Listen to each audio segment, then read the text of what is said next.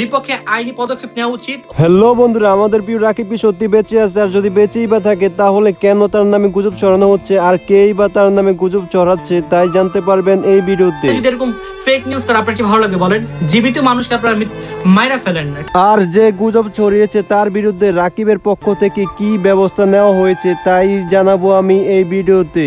কয়েকবার আপলোড করছে, কয়েকবার। সো অলরেডি ওর ছবি পেয়ে গিয়েছে, আমি আইনি ব্যবস্থা নিব। এটা হচ্ছে এই ছেলের ছবি। সাম্প্রতিক কয়েকদিন আগে রাকিব তার ফেসবুকে একটি পোস্ট করে যে তাকে নিয়ে কেউ একজন মিথ্যা গুজব ছড়াচ্ছে এবং বলছে রাকিব নাকি মারা গেছে, যেটা একদমই মিথ্যা কথা।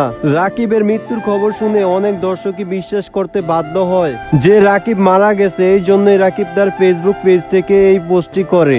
রাকিব তার এই গুঞ্জনটা মানুষের সামনে ক্লিয়ার করতে সে লাইভে আসে এবং সে কিছু কথা বলে। তো রাকিব কি বলে চলুন শোনা যাক। যদি কেউ জেনে থাকেন অবশ্যই অবশ্যই অবশ্যই ওর ডিটেলসটা আমাদের দিবেন, কারণ ওর বিপক্ষে আইনি পদক্ষেপ নেওয়া উচিত। ও অন্যান্য মানুষদের নিয়ে এরকম ফেক নিউজ ছড়াইছে। ওকে যদি কেউ চিনে থাকেন অবশ্যই অবশ্যই জানাবেন, আর আমরা স্টেপ নিব ওর বিরুদ্ধে, যাতে নেক্সট টাইম গাইজ ওর দেখা দেখি আর কেউ এরকম নিউজ না করে। তো বন্ধুরা, আপনার মিথ্যা গুজবে কান দিবেন না। রাকিব ভালো আছে এবং সুস্থ আছে।